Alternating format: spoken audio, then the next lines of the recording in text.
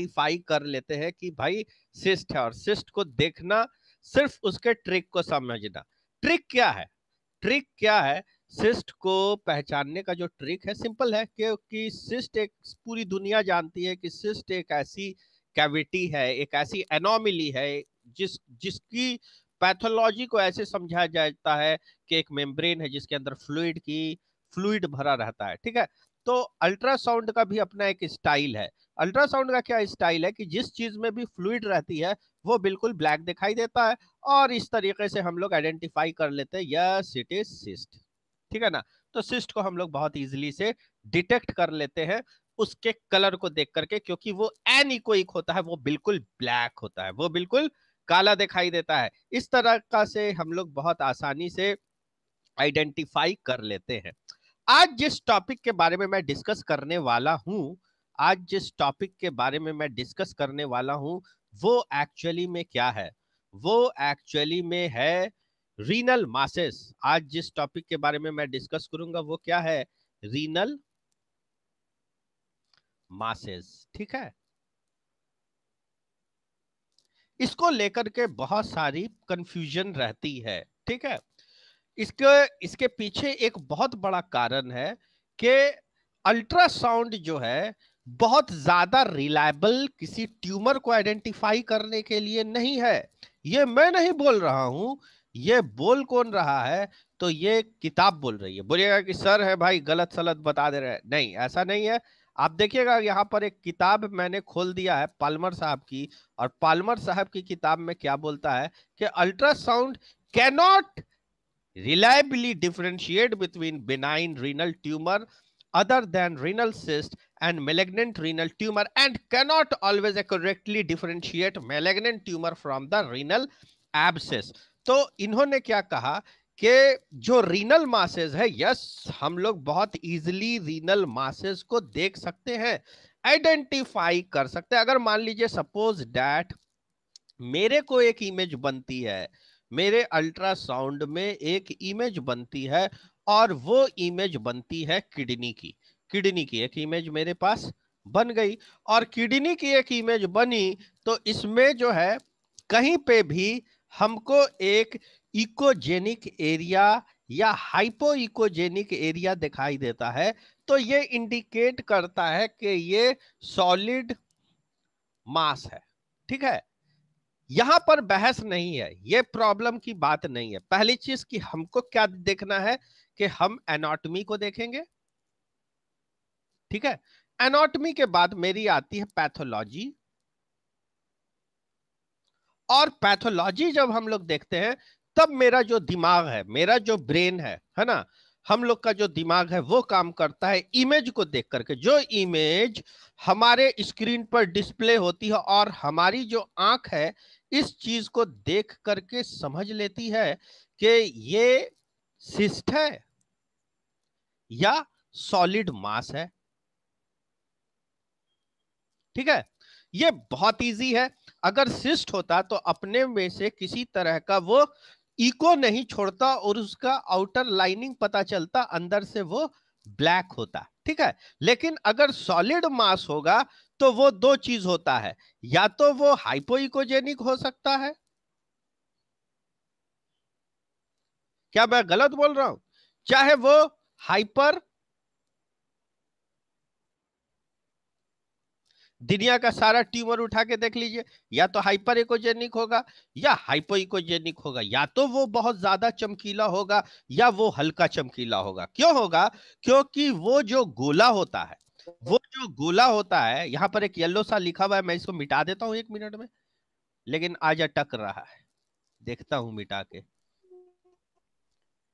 Clear all drawings. ठीक है, अब देखिए यहां पर जो हाइपो इकोजेनिक हो या हाइपर इकोजेनिक, इट डिपेंड्स कि वो जो ट्यूमर है, वो जो मास है, जो जो किडनी के ऊपर बना हुआ ट्यूमर है, वो कितना ज्यादा साउंड वेव को रिफ्लेक्ट कर रहा है। वो कितना रिफ्लेक्ट करता है? जितना ज्यादा रिफ्लेक्टिव नेचर का होगा, है ना, मोर रिफ्लेक्टिव, तो ये ज्यादा चमकीला बनेगा। कम रिफ्लेक्टिव होगा तो कम चमकीला बनेगा। तो आपको एक चीज तो समझ में आ गई, अगर सेल का जो एबनॉर्मल ग्रोथ होता है वही तो ट्यूमर होता है कि नहीं। लेकिन वो हाइपो इकोजेनिक हो सकता है, हाइपर इकोजेनिक होता है, लेकिन ऐसा नहीं कह सकते हैं वो सिस्ट की तरह एनिकोजेनिक भी हो सकता है, ठीक है ना। Like cyst. लेकिन यहां पर एक कंडीशन रख दी है, यहां पर एक कंडीशन है। कंडीशन क्या है कि जब उसमें सेंट्रल नेक्रोसिस होगा, ठीक है, किसी भी ट्यूमर में जब सेंट्रल नेक्रोसिस होता है, कोई ट्यूमर है, ठीक है, उसकी भाई अपनी एक चमक है, ठीक है, जो सोनोग्राफी से मैं देख रहा हूं, क्योंकि वो सेल का बना हुआ है, वो रिफ्लेक्शन दे रहा है। लेकिन एक ऐसा समय आएगा जब इसमें सेंट्रल नेक्रोसिस, बीच के सेल अगर इसके मरने लगेंगे तो ऐसा होता चला जाएगा, ये काला हो जाएगा। तो ये कैसा हो गया, अब ये कैसा अपीयरेंस हुआ, ये सिस्टिक हुआ। और यहाँ के सेल जैसे जैसे मरेंगे, ये इसके अंदर क्या अकुमुलेट करेगा, फ्लूइड का अकुमुलेशन होगा।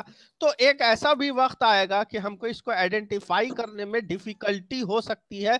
लेकिन सेंट्रल नेक्रोसिस है, हम लोग क्या चीज को देख के पहचानते हैं, तो भाई आउटरी रिम, ये जो रिम होता है ना, अगर कोई भी ट्यूमर अगर कभी रहा होगा उसका पूर्वज, तो हमको देख करके ही इमेज पता चल जाएगा कि बाहर की रिम जो है चमकीली और बीच का हिस्सा काला।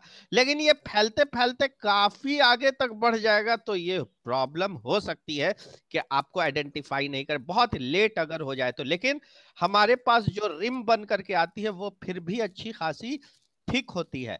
इतनी मोटी भी थिक रिम अगर हमको दिखाई देती है और अंदर में कैसा दिखाई दे रहा है भाई, बिल्कुल काला दिखाई दे रहा है, तो हम आइडेंटिफाई कर लेंगे कि नहीं ये तो ट्यूमर है, इसको हम सिस्ट कह ही नहीं सकते। तो अब यहां पर एक बात तो हो गई। अब ये जो पाल्मर साहब कह रहे हैं, पाल्मर साहब तो एडिटर हैं, उनका कहना क्या है, ये जो WHO की बुक है ये क्या बोलती है कि अल्ट्रासाउंड जो है उतना रिलायबल नहीं है ना, ये रिलायबल नहीं है डिफरेंशिएट करने के लिए कि ट्यूमर बेनाइन है कि मेलेग्नेंट है। ये क्या चीज के लिए रिलायबल नहीं है, ये रिलायबल नहीं है ना। अल्ट्रासाउंड को बोलता है it is not reliable to differentiate, है ना, it is not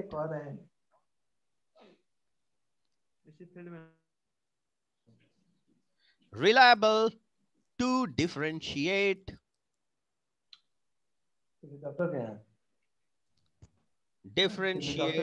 between, it is not reliable to differentiate between benign and malignant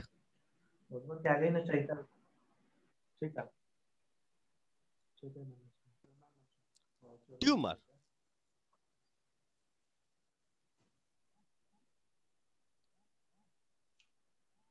एक चीज आप लोगों को कंफर्म मैं कर देता हूं, आपका जो टॉपिक मैं बता रहा हूं वो एक्चुअली में रीनल मास है।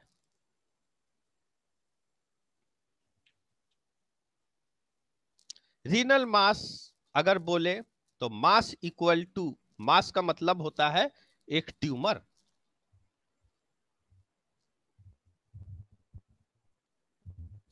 लेकिन अक्सर ये टर्म मास का मतलब ट्यूमर नहीं हो सकता। यानी कि कोई चीज अगर इकट्ठा हो, जैसे सेल एक जगह पर इकट्ठा है तो उसको हम लोग कहेंगे मास है, तो यानी कि ट्यूमर हुआ, मास कह दीजिए, मास का मतलब भी ट्यूमर ही होगा। बात हो गई क्लियर। लेकिन ट्यूमर बोला तो वो मास हो गया। लेकिन ऐसा भी होता है कि जब सिस्ट भी होती है तो वो भी अपने आप में एक मास है, वो सिस्टिक मास है, उसमें कलेक्शन ऑफ फ्लूइड है, लेकिन वहां पर हम एक टर्म लगा देंगे कि सिस्टिक, ठीक है ना। तो मास टर्म जो है एक वाइड है, इसका बहुत सारा मीनिंग्स आ सकता है। लेकिन ट्यूमर इंडिविजुअल है जो बताता है कि या तो वो कैंसरस होगा या वो नॉन कैंसरस होगा। तो यहां पर कहने का मतलब यह है कि हम सोनोग्राफिकली बहुत तरह के ट्यूमर को आइडेंटिफाई कर सकते हैं, ठीक है ना। लेकिन बहुत सारे ऐसे ट्यूमर हैं यानी कि हम लोग मान लीजिए 3% ट्यूमर्स को आइडेंटिफाई कर लेते हैं तो आप बहुत तेज नहीं हो गए, ठीक है। सोनोलॉजिस्ट को ऐसे ही एफएनएसी नहीं कराता है, आप गिने चुने ही ट्यूमर को आइडेंटिफाई करके उसका जो है नाम से पुकार लेते हैं, हर ट्यूमर का एविडेंस नहीं मिल पाता। तो उस कंडीशन में लिख सकते हैं आप जब रिपोर्टिंग करते हैं, तो ए लार्ज मास ऑफ इतना साइज इज सीन, ठीक है ना, in the upper pole of kidney या लोअर पोल ऑफ किडनी, ये हम लोग लिख सकते हैं, ठीक है। लेकिन हम ये नहीं लिख सकते हैं कि वो मेलेग्नेंट है कि नहीं है, उसका कोई प्रूफ, कोई सबूत, आप उसका माइक्रोस्कोपी किया है क्या, आप उसके सेल को देखा है, उसको स्टडी किया, आप किस बेसिस पर उसको जो है कैंसरस कह रहे हैं और नॉन कैंसरस कह रहे हैं। सोनोग्राफी में भी कैंसरस के लिए एक प्रूफ होती है, जैसे मैंने बताया था, आप अगर याद कीजिएगा तो मेटास्टैटिक कंडीशन का मतलब होता है एक जैसा ट्यूमर कई जगह पर फैले, तो उस अनुसार जो है ultrasound, PET scan, CT scan, MRI के द्वारा हम समझ लेते हैं कि वो कैंसरस ट्यूमर है ना, क्योंकि वो ट्रांसफर कर रहा है एक जगह से दूसरे जगह। और मेटास्टैसिस जो कंडीशन होता है जिसमें एक जैसा ट्यूमर एक जगह से दूसरी जगह तक फैल सकता है। बात समझ में आ रही है? इसी तरह जब हम ट्यूमर की बात कर रहे हैं तो it is very difficult to differentiate by means of ultrasound whether it is malignant or benign tumour. बात समझ में आ गई कि वो मेलेग्नेंट है भाई कि बेनाइन ट्यूमर है। लेकिन कुछ ट्यूमर अपने अपने चमक से, अपने चमक धमक से और अपने लुक से अपनी पहचान बता देता है। जैसे कि एक ट्यूमर जो बहुत कॉमन है किडनी पर, जिसको हम लोग कहते हैं एंजियोमायोलाइपोमा, ठीक है। तो ये कैसा होगा, एंजियोमायोलाइपोमा 3 शब्दों के मेल से बना है। एंजियो यानी के ब्लड वेसल, आप जानते हैं ना, एंजियोग्राफी हो रही है फलाने की, यानी कि एक ऐसी जांच जिसमें ब्लड वेसल को देखा जाए, यानी कि ये जो शब्द है एंजियो, जिसका मतलब होता है ब्लड वेसल, ठीक है, एंजियो। मायो, मायो का मतलब क्या हो गया, मसल से हो गया, और लाइपोमा जो हो गया लिपिड हो गया। तो ये 3 चीज के मेल से जो ट्यूमर बनता है उसको हम लोग कहते हैं एंजियोमायोलाइपोमा। और इसकी आइडेंटिफिकेशन कुछ इस तरीके से है कि आप अगर अल्ट्रासाउंड करते हैं, आप अगर अल्ट्रासाउंड करते हैं, तो आप जब अल्ट्रासाउंड कीजिएगा और आपके हाथ में अगर किडनी की फोटो आती है, ठीक है, आएगी ही, आप स्कैन कीजिएगा तो या तो राइट किडनी या तो लेफ्ट किडनी की फोटो आएगी ही आएगी, ठीक है ना। और उसके, ठीक है, अच्छा, कोई ट्यूमर बनता है तो जरूरी नहीं कि किडनी अपने शेप में ही दिखाई दे, उसके शेप में भी बदलाव हो सकता है। और इसके कहीं पर भी, है ना, एक चमकीला सा गोल सा ट्यूमर, सरकमस्क्राइब्ड स्ट्रक्चर हमें दिखाई देता है, तो ये जो सरकमस्क्राइब्ड स्ट्रक्चर होगा इसको हम लोग एंजियोलाइपोमा दावा के साथ कह सकते हैं, क्योंकि ये जो ट्यूमर होता है ये बिल्कुल चमकीला होता है। कैसा, जैसा लीवर में हेमेंजियोमा बताया था, हेमेंजियोमा, है ना, हेमेंजियोमा कैसा लीवर में दिखाया था मैंने, चमकीला। उसी तरह का, उसी को मिमिक करता हुआ उसी तरह का कोई ट्यूमर यदि हमें दिखाई देता है, मैं आता हूं बुक में, अगर उसी को मिमिक करके करता हुआ कोई ट्यूमर हमें दिखाई दे रहा है जो किडनी में है, काफी सरकमस्क्राइब्ड है और वो चमकीला भी है, वो इकोजेनिक भी है, तो उसके इकोजेनेसिटी के कारण हम लोग उसका नाम जो है angiomyolipoma, angiomyolipoma is actually highly reflective in nature. वो ज्यादा रिफ्लेक्टिव होता है, वो साउंड वेव को अच्छा खासा रिफ्लेक्ट करता है। इस बेसिस पे डॉक्टर साहब, सोनोलॉजिस्ट साहब आसानी से इस ट्यूमर का नामकरण कर देते हैं और अपने रिपोर्ट में वो डाल देते हैं कि वो कहां पर एंजियोमायोलाइपोमा दिखाई दे रहा है। ठीक है ना, लोअर पोल पे दिखाई दे रहा है कि अपर पोल पे दिखाई दे रहा है, वो चीज कंफर्म करके वो लिख देते हैं। ठीक है, यहां पर क्या बोलता है कि अर्ली स्टेज में अगर हम देखते हैं रीनल एंजियोमायोलाइपोमा को अल्ट्रासाउंड के द्वारा, तो इसको बहुत अच्छी एक्यूरेसी है रिकॉग्नाइज करने की, पहचानने की। ठीक है, और एक बात और जान लीजिए कि हेमेंजियोमा की अगर बात करते हैं, जो कहां होता है, लीवर में होता है हेमेंजियोमा, तो उसकी भी पहचान कुछ इसी तरीके से होती है। और जब ये छोटा होता है हेमेंजियोमा, ये सब पुराने में बताया था, देखिएगा वीडियो में, तो हेमेंजियोमा जब छोटा होता है तो उसको हम लोग बहुत आसानी से पहचान सकते हैं ना, क्योंकि वो भी काफी चमकीला होता है। लेकिन जब धीरे धीरे वो ग्रो करता है, बड़ा होता जाता है, तो उसकी इकोजेनेसिटी कम होती जाती है, और जैसे जैसे वो हाइपो इकोजेनिक होता है, तो it is very difficult to recognise whether it is haemangioma और नॉट। ठीक है, यहां पर भी जब tumour occur at any age, ये किसी भी एज में हो सकता है, ये बाइलैटरल भी हो सकता है, यानी कि दोनों किडनी में हो सकता है, बाइलैटरल भी हो सकता है। अल्ट्रासाउंड इमेज जो दिखा रहा है वो सरकमस्क्राइब्ड और हाइपर इकोजेनिक, हमेशा याद रखिएगा, हाइपर इकोजेनिक और होमोजेनस मास। ये कैसा मास होता है, हाइपर इकोजेनिक, यानी कि ज्यादा चमकीला, किडनी के किसी भी हिस्सा पर गोल ऐसा चमकीला, होमोजेनस एक समान आपको कोई ट्यूमर दिखाई दे तो वो आप चैलेंज कर दीजिए कि वो क्या है, एंजियोमायोलाइपोमा है। चलिए ठीक है, आगे। ये जो ट्यूमर है इसमें सेंट्रल नेक्रोसिस होता है। देखिए मैंने यहां पर बताया था, पीछे आते हैं, ट्यूमर के बारे में बताया था कि कोई ट्यूमर हो तो उसमें सेंट्रल नेक्रोसिस हो सकता है, कोई भी ट्यूमर हो उसमें सेंट्रल नेक्रोसिस होता है।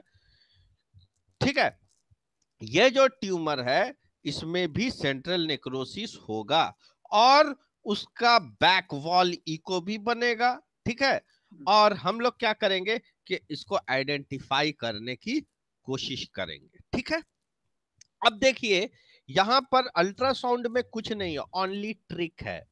हम लोग जो इमेजिंग करते हैं तो किसी चीज को आइडेंटिफाई कर देता है कोई डॉक्टर, और बोलता है कि भाई हमने डायग्नोस किया और वो वही सही आया, और इवन बायोप्सी हुई तब भी पता चल गया कि हॉडकिंस लिम्फोमा मैंने डायग्नोस किया था, तो हॉडकिंस लिम्फोमा ही आ गया, है ना। हमने लाइपोमा डायग्नोस किया था तो लाइपोमा ही आया। ठीक है, उसके नेचर के बारे में अगर कोई बता देता है तो उसके लिए कुछ ना कुछ ट्रिक है, जैसे अभी आपने जस्ट पढ़ा कि एक ट्रिक के बेसिस पे आपने तय कर दिया क्योंकि ये एंजियोमायोलाइपोमा है। लेकिन हम लोग कैंसर, अगर कोई ट्यूमर अगर कैंसरस हो, उस कंडीशन में बहुत सारी तरीका है जिसके जरिए से हम लोग इस नतीजे पे उतरते हैं। मेरा फाइनल रिजल्ट होता है, हमारा असेसमेंट होता है कि वो मेलेग्नेंट है, ठीक है, वो कैंसरस है। ठीक है, किडनी, आप ये जानते हैं कि किडनी जो है आपको इंफीरियर वेना कावा के पास है ना, उससे करीब है ना। एक किडनी जो है अयोटा से करीब है। ठीक, तो अगर कोई रीनल ट्यूमर है ना, रीनल ट्यूमर है और वो फैलता है इंफीरियर वेना कावा तक चला जाता है, ठीक है, तो वहां पर कोई दूर दूर तक डाउट नहीं होगा, वहां तक कोई दूर दूर तक डाउट नहीं होगा कि वो जो ट्यूमर है वो कैंसरस है, वो मैलिग्नेंट है। जैसे कि सपोज दैट अगर एक किडनी है, ठीक है, किडनी मैंने बनाया और ये ट्यूमर जो है इतना बड़ा हो गया, इतना बड़ा हो गया, हमने बताया था ना कि कभी कभी आप you will be not able to identify whether it is kidney or not, because it's shape, है ना, change due to the size of tumor, sometime its shape we cannot be able to identify its anatomical structure disappear, क्योंकि उसमें एक change आया है ना, उसमें एक चेंज आया, एक ट्यूमर हो गया। वो ट्यूमर जो है इतना स्प्रेड किया कि वो चला गया आपको आईवीसी तक, इंफीरियर वेना कावा तक चला गया, यो आगे के नेबरिंग एरिया में, कोई भी नेबरिंग एरिया में फैल गया, ठीक है, फैलता चला गया। इट मीन्स कि आपको नो डाउट कि वो कैंसरस होगा। ठीक, चलिए अब आगे आते हैं कि जो मांस होता है ना, जो भी मांस होता है वो सॉलिड होता है। मांस किस तरह का होता है? तो सॉलिड रीनल मास, ठीक है। सॉलिड हेपेटिक मास भी हो सकता है, हेपेटिक यानी कि लीवर पे। अच्छा, जो आदमी लीवर को खूब अच्छे से पढ़ लेता है और समझ लेता है, तो हर ऑर्गन में वही हिसाब किताब है, वही तरीका है पकड़ने का, ठीक है। सॉलिड रीनल मास की जो पहचान होती है ना, सबसे पहली बात कि इसको हम लोग सॉलिड इसलिए कह रहे हैं कि ये काफी कॉम्पैक्ट है और इसके जो सेल्स हैं वो काफी क्लोज हैं, ठीक है। इसके अंदर किसी तरह के फ्लूइड का अकुमुलेशन नहीं है, ठीक है। पॉइंट नंबर 1 कि अगर सॉलिड रीनल मास होगा तो वो कैसा होगा? वेल सर्कमस्क्राइब्ड होगा।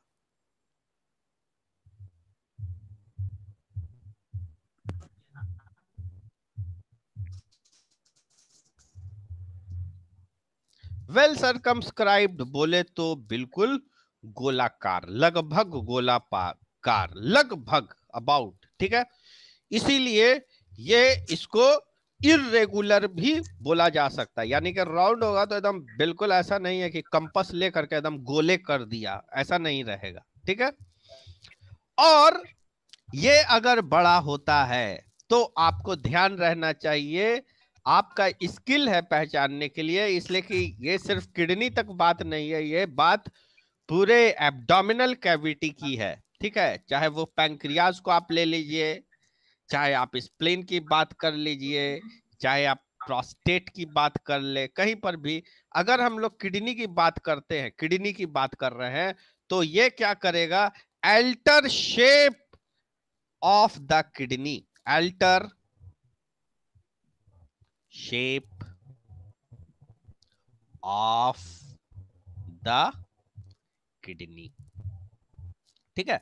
इसलिए कि जब एक ट्यूमर डेवलप करता है किडनी के ऊपर, तो उसके शेप में बदलाव हो सकता है, और इवन इन्फेक्शन जो है आपके जो पेशेंट होंगे, अभी मैं इस चीज से बहस नहीं है कि ये जो सॉलिड मास है ये कैंसरस है कि नॉन कैंसरस है, लेकिन यहां पर एक बात से ये डिस्कशन होना चाहिए कि ये जो मास है ना, इस मास में ये हो सकता है इन्फेक्शन भी लग सकता है, ठीक है। वो तो ऐसा ही एनोमली है, एक सही दिक्कत है, लेकिन उसमें भी इन्फेक्शन लग सकता है, और साथ में किडनी में भी इन्फेक्शन लग सकता है, ठीक है। और इसकी इकोजेनेसिटी बढ़ भी सकती है, घट भी सकती है है ना। Echogenicity of the mass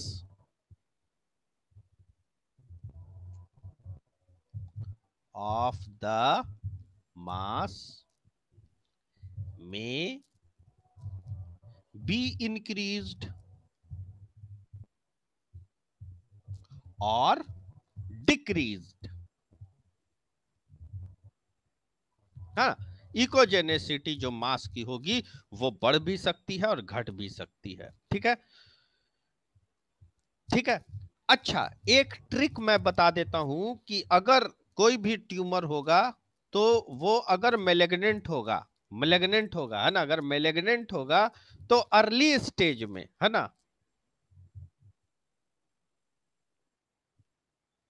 stage, ठीक है, in early stage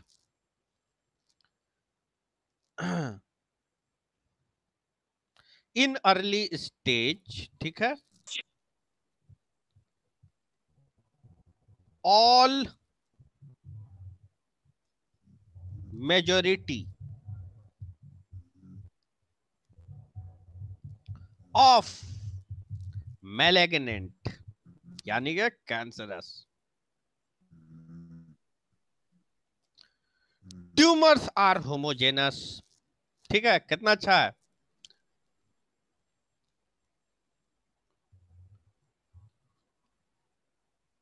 homogeneous,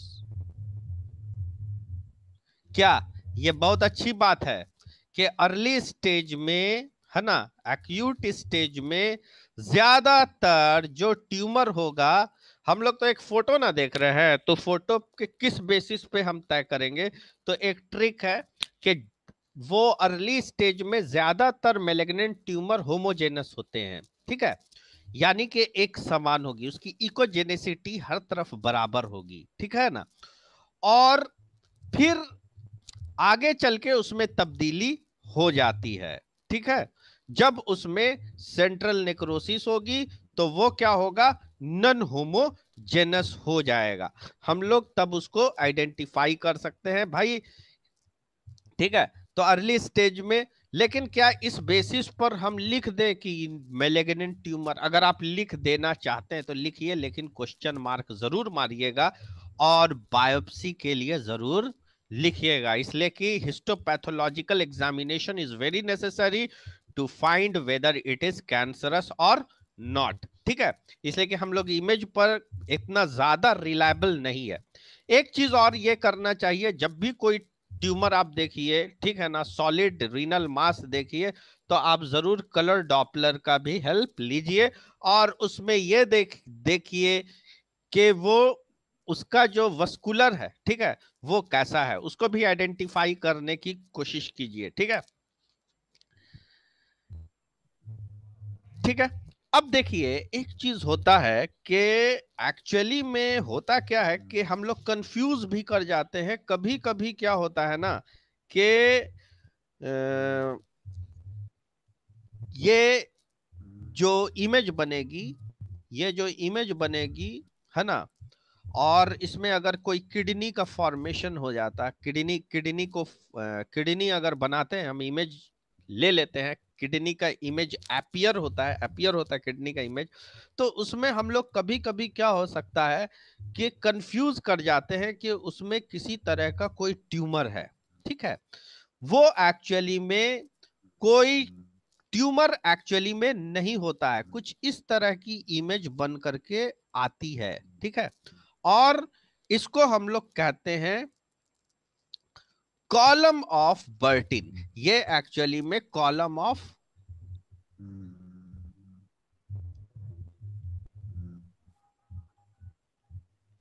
Bertin होगी। ठीक है, इस तरह का अगर आप देखते हैं तो ये कुछ नहीं है, extension of renal cortical tissue. ये जो है क्या होता है, ये एक्सटेंड कर जाता है और इस तरह का आपको कॉलम ऑफ वर्टिन दिखाई देगा। ये कुछ नहीं है, ये क्या है? एक्सटेंशन ऑफ रीनल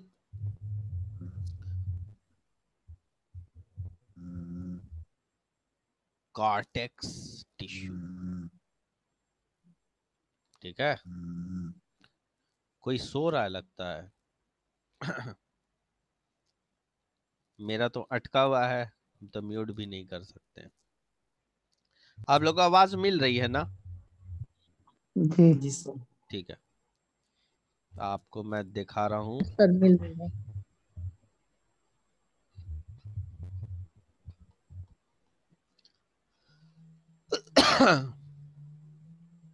देखिए, ये वाली फोटो को जरा आप देखिए। ठीक है, ये क्या होता है कि हाइपरट्रॉफी हो जाती है कॉलम ऑफ बर्टिन के पास, और ये रिजेंबल करता है किसी ट्यूमर से। अब इसको कोई एक झलक देख लेगा, इसको अगर हम हाइड करते हैं, ये तो बता रहा है, तो ये एक प्रॉब्लम आ जाती है कि लग रहा है कि ट्यूमर है। ये ट्यूमर नहीं है, ठीक है ना। ठीक है, ये एक्चुअली में इसको हम लोग कहते हैं कॉलम ऑफ बर्टिन, और इसकी वजह से एक ऐसी इमेज हमारे मस्तिष्क में डेवलप करती है कि हमें डिफरेंशिएट करना मुश्किल हो जाता है। लेकिन आप अगर पहले से जान रहे हैं कि इसका अपीयरेंस ऐसा होता है और ये एक नॉर्मल कंडीशन है, तो आप इजीली आइडेंटिफाई कर लेंगे कि हाँ, ये कॉलम ऑफ बर्टिन है। ठीक है, चलिए अब आते हैं, यहां पर एक टॉपिक दिया हुआ है। अच्छा देखिए जरा सा ट्यूमर सबको देख लिया जाए। ठीक है, यहां पर देखिएगा, सबसे पहला ये वाला मैंने बताया, एंजियोमायोलाइपोमा मैंने बताया।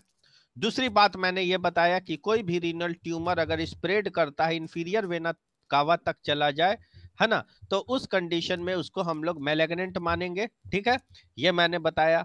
एक चीज और मैं बता देता हूं कि कोई भी ट्यूमर, अगर मान लीजिए कि अभी कुछ देर पहले पिछले क्लास में मैंने पढ़ाया था सुप्रा रीनल ग्लैंड के बारे में, जिसको हम लोग एड्रेनल ग्लैंड कहते हैं। ठीक है, वहां पर भी तो ट्यूमर अक्सर बन जाता है। ठीक है ना, ठीक है, बनता है कि नहीं, तो वहां पर भी बनता है, तो उसको वो और ज्यादा विजिबल हो जाता है और दिखाई देने लगता है। ठीक है, उसको हम लोग यूजुअली एडिनोमा कहेंगे, क्योंकि वो ट्यूमर जो कैंसर, वो ट्यूमर जो उस तरह के सेल से बना हुआ है, ठीक है, उस तरह के सेल से बना है जिसका नेचर कैसा है, ग्लैंड की तरह। ठीक है, तो वो सिक्रिटरी नेचर का वो ट्यूमर भी बन जाएगा। ठीक है, उसको हम लोग एडिनोमा कहेंगे। ठीक है, जब भी कोई ट्यूमर ग्लैंडुलर सेल से डेवलप करता है तो। ठीक है, अब आते हैं सॉलिड रीनल मास के बारे में, मैंने डिस्कस किया था। ये सर्कमस्क्राइब्ड इरेगुलर होता है ना, और ये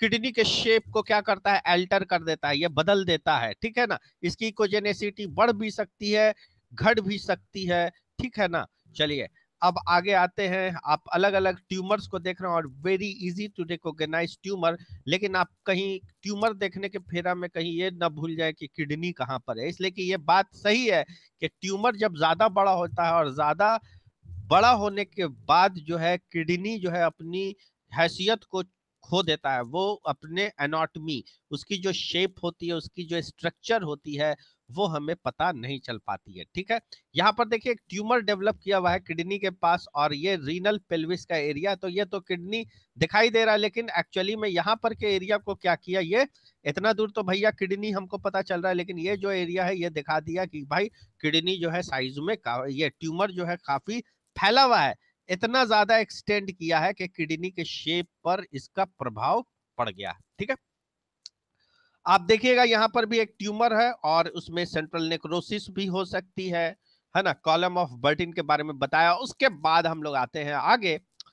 आगे क्या है कि कॉम्प्लेक्स और नॉन होमोजेनस मास, एक ऐसा मास जो काफी पेचीदा हो, काफी कॉम्प्लेक्स हो और एक समान नहीं हो। एक समान का मतलब क्या हुआ, सबसे बेस्ट एग्जांपल एक समान और होमोजेनस मास का क्या है, एंजियोमायोलाइपोमा है। क्योंकि ये या तो कोई हाइपोइकोजेनिक हो तो पूरा का पूरा हाइपोइकोजेनिक एक जैसा हो, या वो कोई चीज अगर एनिकोजेनिक हो तो पूरे का पूरा एक जैसा हो। लेकिन कोई चीज ऐसी हो, कोई ट्यूमर ऐसा हो जो हल्का सा हाइपोइकोजेनिक हो, कोई एरिया उसका हाइपर इकोजेनिक हो, ठीक है, थोड़ा सा एरिया में कोई इकोजेनेसिटी ना हो। ठीक है, तो उस तरह के मास को हम लोग कहेंगे, उस तरह के मास जो है थोड़ा कॉम्प्लेक्स फिगर को बनाएंगे, और वो नॉन होमोजेनस मास होते हैं। डिफरेंशियल डायग्नोसिस जो कॉम्प्लेक्स मास की होती है, ये काफी डिफिकल्ट होती है ना। जब ये फैलते हैं ट्यूमर, किडनी से बाहर तक ये फैलना स्टार्ट करते हैं, तो यहां पर तो कोई डाउट नहीं होगा। ये बात हम लोगों ने पहले भी डिस्कस की थी कि कोई भी ट्यूमर अगर किडनी से एक्सटेंड करके इंफीरियर वेना कावा तक पहुंच जाए, किताब लिख रही है, लेकिन हम ये बता रहे हैं कि वो एक्सटेंड करके तो एओर्टा तक भी जा सकती है। ठीक है ना, एओर्टा तक जाएगी, राइट साइड की किडनी होगी तो वो उधर से जो ट्यूमर निकलेगा ज्यादा बड़ा होगा तो एओर्टा के इधर बढ़ना स्टार्ट करेगा। ठीक है, तो अगर वो अपने नेबरिंग एरिया में, या किडनी का जो ट्यूमर है वो फैल करके लीवर तक पहुंचे, या किडनी का जो ट्यूमर है वो फैल करके स्प्लीन तक पहुंचे, तो वहां पर कोई डाउट नहीं है कि वो मेलेग्नेंट है। ज्यादा औकात, देखिए एक चीज मैं बता देता हूं, ऐसा इसलिए कह रहा है क्योंकि जो कैंसरस ट्यूमर होते हैं ना, वो बहुत रैपिडली स्प्रेड करते हैं, ये तो पूरी दुनिया जानती है। तो ये जो रैपिड स्प्रेड करते हैं, तो इसीलिए बोल रहा है there is no doubt that it is malignant. वो अपने किडनी से निकल करके बहुत जल्दी वो आगे बढ़ना स्टार्ट करेगा। ठीक है, मैलिग्नेंट ट्यूमर, अब ये फैलने वाली बात नहीं बोल रहे हैं, वहां पर मैलिग्नेंट नहीं होएगा। ठीक है ना, वो मेटास्टैटिक कंडीशन नहीं बोल रही है, मेलेग्नेंट है। मेलेग्नेंट का मतलब कि सेम ट्यूमर लेकिन रैपिडली इतना तेजी से बढ़ा कि वो किडनी का जो है से बाहर निकल गया, और इसके करीब में जो स्ट्रक्चर है जैसे ये है, तो यहाँ पर एक ट्यूमर बनता है और इसके ऊपर, ठीक है, इसके ऊपर अगर स्प्लीन है तो स्प्लीन को भी के तक पहुंच जाता है, ठीक है, या लीवर है तो लीवर को ऊपर जाकर के उसको चाप रहा है, तो उस तरह के ट्यूमर को 100% समझ लीजिए कि वो मेलेग्नेंट है, वो ट्यूमर। ये ट्रिक है आपको समझने के लिए, इसी बेसिस पर डॉक्टर लिखता है ट्यूमर, कैंसरस ट्यूमर, ठीक है, और क्वेश्चन दे देता है। बोथ ट्यूमर एंड हेमेटोमा में show acoustic shadowing due to calcification. अब देखिए यहाँ पर जो बात है कि यहाँ पर थोड़ा एक कंफ्यूजन होता है हेमेटोमा और ट्यूमर में, लेकिन किसी को अगर हेमेटोमा है कि ट्यूमर है तो कैसे डिफरेंशिएट करेंगे, how we will differentiate that this image is tumour or haematoma, ठीक है। तो ये बहुत इजी है, अगर होगा हेमेटोमा तो हुआ होगा कभी ट्रॉमा,